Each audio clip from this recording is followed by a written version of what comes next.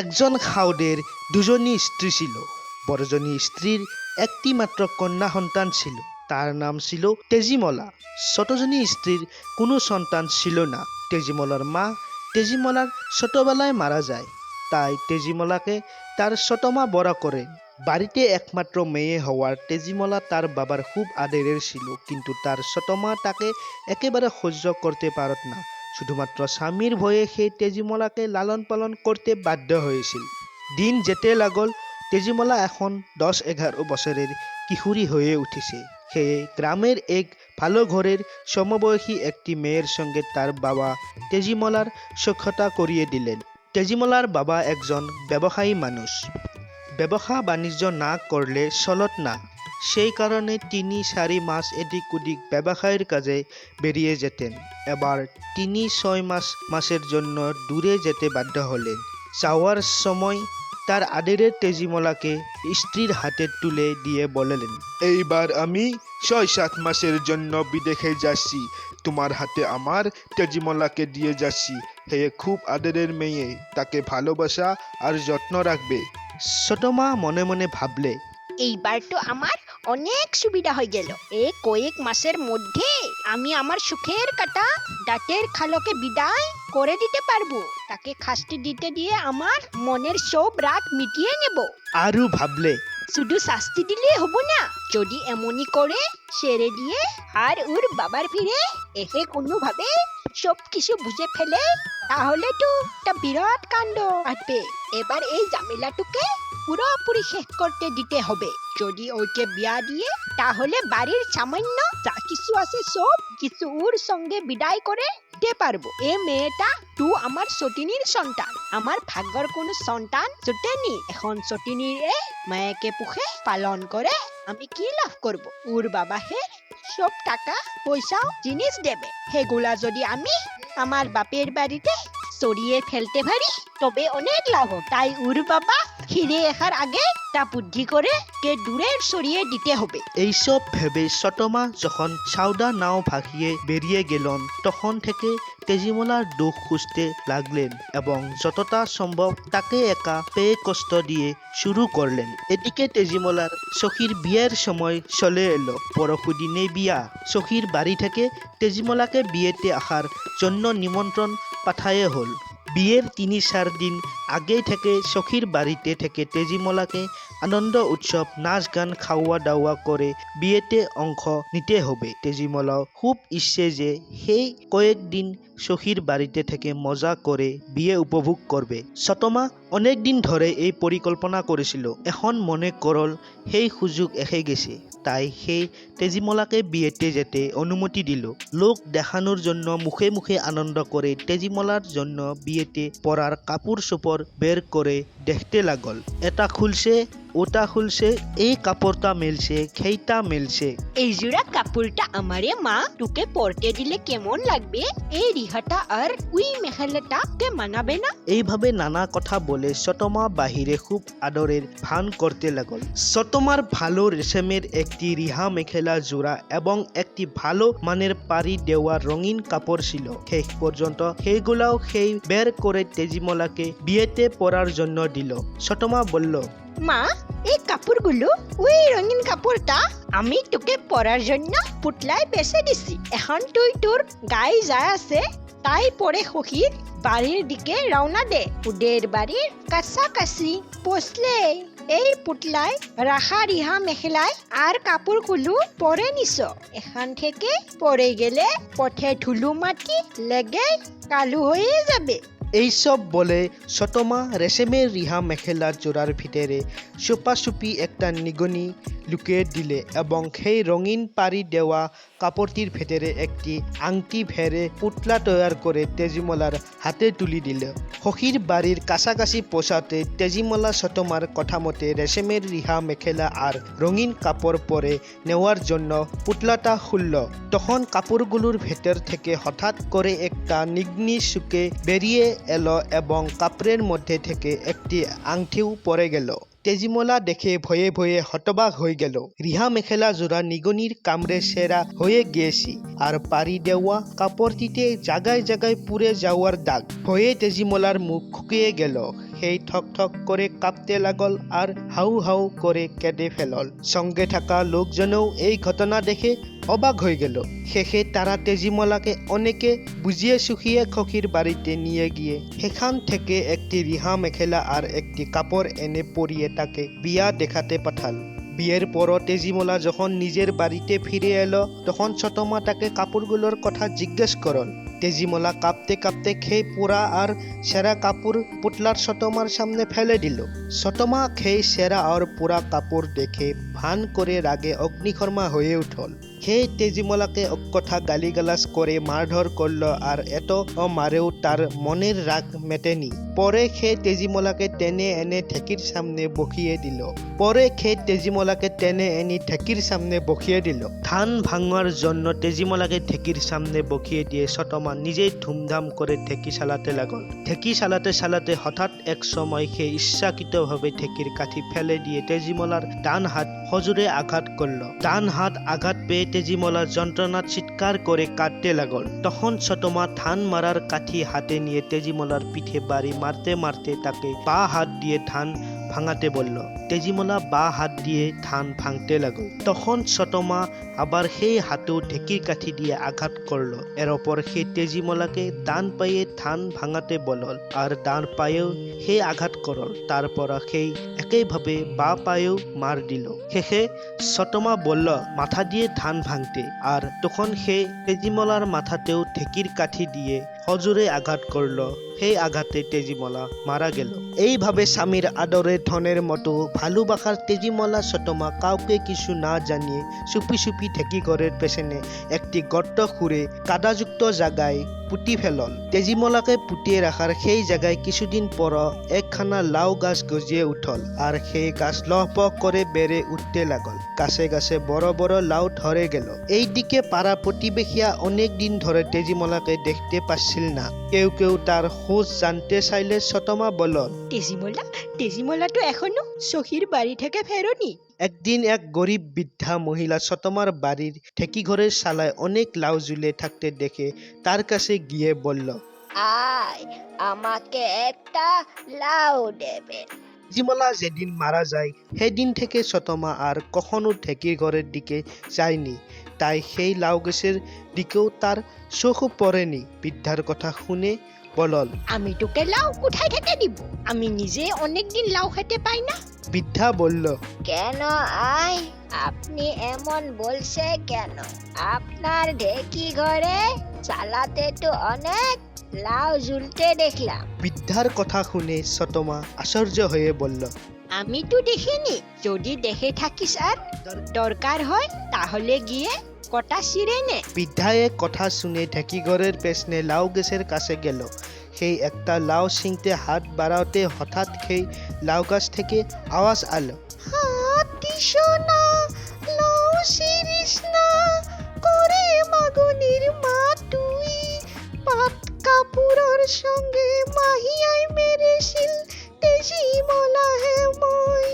লাউ গাছের সেই কথা শুনে বুড়ি ভয়ে কাঁপতে কাঁপতে লাউ না ছিঁড়ে ফিরে এসে ছোটমাকে বলল, আয় লাউ ছিঁড়তে হাত বাড়াতে গাছ এমন কথা বলল, হাত দিস না, লাউ ছিঁড়িস না, করে মাগনির মা তুই, পাট কাপড়ের সঙ্গে মাহিয়াই মেরেছিল তেজীমলা হে মই। আমাকে আর লাউ দিতে হবে না, আমি চলে যাই। এই কথা বলে গরিব বুড়ি সেখানে থেকে চলে গেল। তখন ছোটমা ব্যাপারটা ভালদরে বুঝে ফেলল। সেই সঙ্গে সঙ্গে একটা কাটা ছুরি নিয়ে গিয়ে লাউ গাছটা কেটে টেনে বাড়ির পেছনে ফেলে দিয়ে ঘরে ফিরে এলো। সেখানে সেই লাউ গাছটা ফেলে দিয়েছিল কিছুদিনের মধ্যেই সেখানে একটা জোড়া টেঙার গাছ গজিয়ে উঠল। গাছটায় এত বেশি ফল ধরল যে ফলের ভারে গাছ দুই দিকে হেলে পড়ে রইল। একদিন কিছু রাখাল সেরে গরু সারাতে সারাতে সেই গাছের দিকে তাকিয়ে অনেক জোড়া টেঙার ফল দেখে খেতে ইচ্ছা করল। তারা ছোটমার কাছে এসে বলল, আয় আমাকে কিছু জোড়া টেঙা হাতে দেবেন। ছোটমা বলল, আমি কোথা থেকে পাবো জোড়া টেঙা? তারা বলল, কেন আয়, আপনার বাড়ির পেছনে যে গাছে অনেক জোড়া টেঙা জ্বলছে আমরা তো দেখলাম। তাদের কথা শুনি ছোটমা অবাক হয়ে বলল, আমি তো কিছুই দেখিনি। যদি দেখে থাকো আর দরকার হয় তাহলে কিছু পেরে নাও। সাউদনির অনুমতি পেয়ে রাখাল ছেলেরা সেই গাছের দিকে এগিয়ে গেল। তারা যখন গাছ থেকে ফল পাড়তে যাবে তখন হঠাৎ সেই গাছটা কথা বলে উঠল। ভাইও বলো আমি, কাকু বলো আমি, পানারে রাখার ছেলে, হাত দিস না ফল ছিঁড়িস না, বাড়ি ফিরে যা, পাট কাপড়ের সঙ্গে মাহিয়াই খুন্দিলে তেজি মালা হে মই। রাখাল ছেলেরা গাছের সেই বিননি শুনে ভেবে পেলল, এই গাছে নিশ্চয় কিছু দৈত্যের ভূতের বা আছে। সে আর ফল না ছিঁড়ে দ্রুত চলে এসে সাউদনিকে ঘটনাটো বলল এবং সেখানে আর না যাওয়ার সিদ্ধান্ত নিল। তোমার সঙ্গে সঙ্গে মনে পড়ে গেল, ওটাই তো সেই জায়গায়া যেখানে সেই লাউ গাছ কেটে ফেলে দিয়েছিল। এটা মনে হতে তার বুঝতে বাকি রইল না, এই গাছে তো তেজিমলার রূপ নিয়ে আসে। এই কথা মনে হতেই সে ভয়ে পড়ে গেল আর কিছু না ভেবে ছোটমা সেই জৰা টেঙার গাছটা কেটে ফেলে নদীর ভাসিয়ে দিল। গাছটা নদীত ভেসে ভেসে পাড়ের এক ঘূর্ণিতে আটকে গেল। কিছুদিন পর সেই ঘূর্ণির মাঝখানে সেই গাছ থেকে একটা পদুম ফুল ফুটে উঠল, অতি সুন্দর, অতি মায়াবী। ঠিক তখনই তেজিমলার বাবা নৌকায় চেপে সেদিকে দিয়ে যাচ্ছিলেন। ঘূর্ণির মাঝখানে ফুটে থাকা পদুম ফুলটি দেখে তার মন ভরে গেল। তিনি নাওয়ের মাঝি ছেলেটিকে বললেন, যাও তো ফুলটা নিয়ে এখো, মেয়েকে দিব।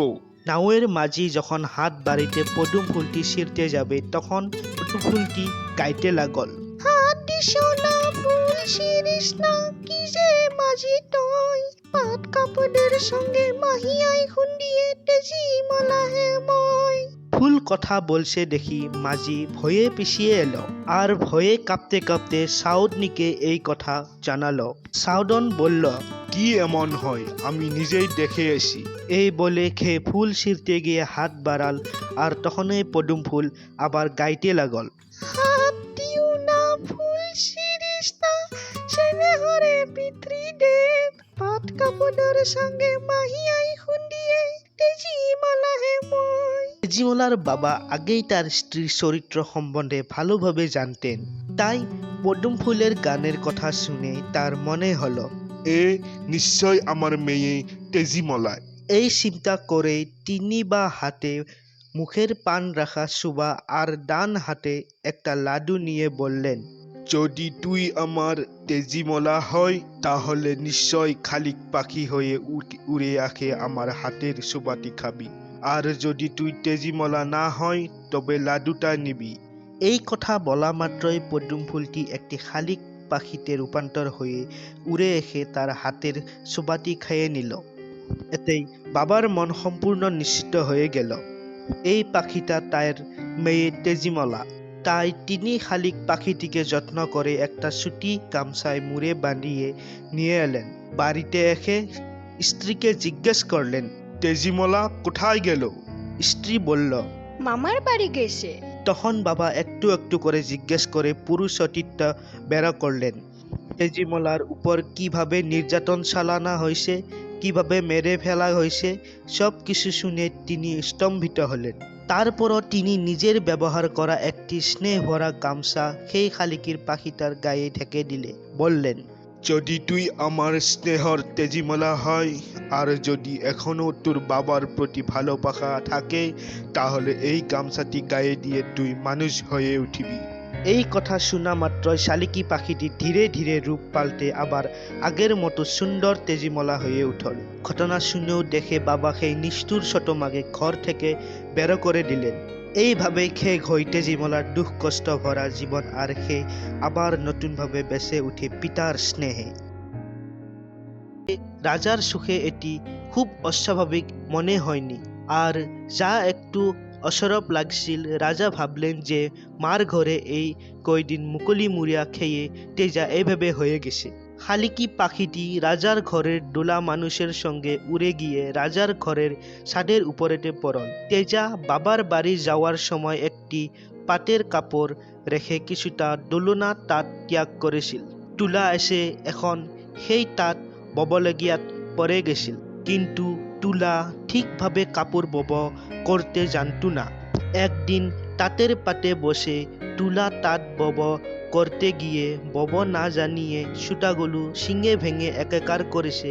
এগুলো দেখে খালিকা পাখিটি উড়ে এসে তাঁতখালের ছাদের উপর পড়ে গিয়ে বলতে লাগল, নিশিঙিবি নে ভাঙিবি আমার জালি তাঁত, ভালে ভালে তুলতে থো আগর জেগাত।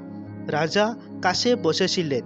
এই কথা শুনে রাজা ভাবলেন শালিকিটি কি বলছে, কিন্তু কিছু ভাবতে না পেরে মনে মনে স্থির করলেন। আরেক দিন দুপুরে রাজা খেয়ে উঠে তুলার সঙ্গে বসে পাখা খেলেছিল।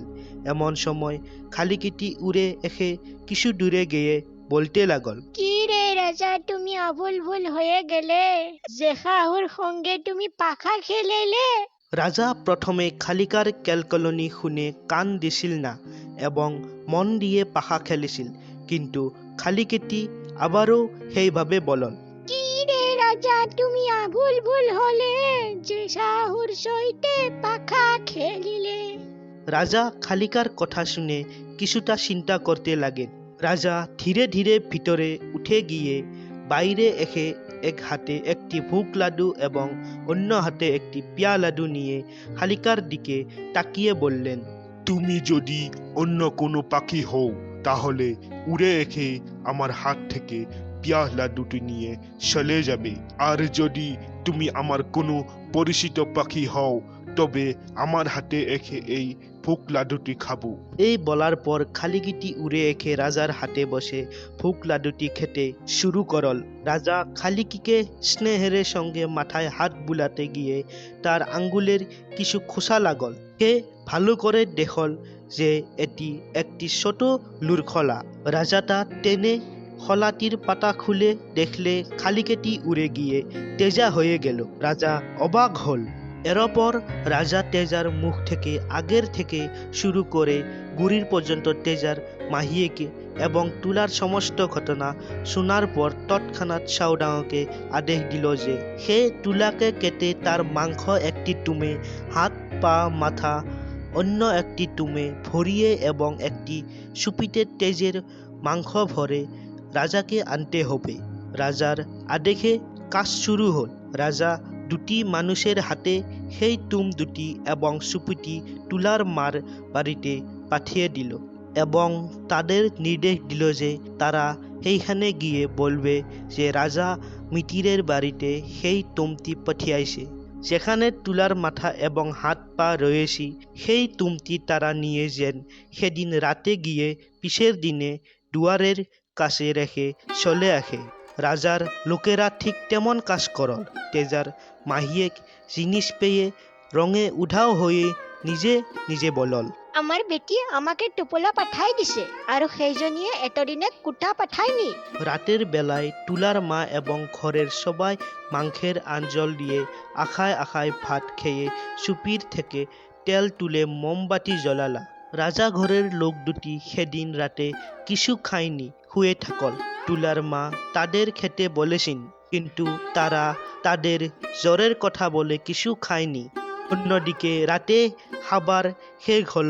দুজন লোক শোয়ার পালং থেকে উঠে গাইতে লাগল, কুটুমেই ৰান্ধলে কুটুমেই বাঢ়ে, কুটুমেই কুটুমক খায়, কুটুমৰ তেজে মমবাতি জ্বলে, মজে ভকভকায়।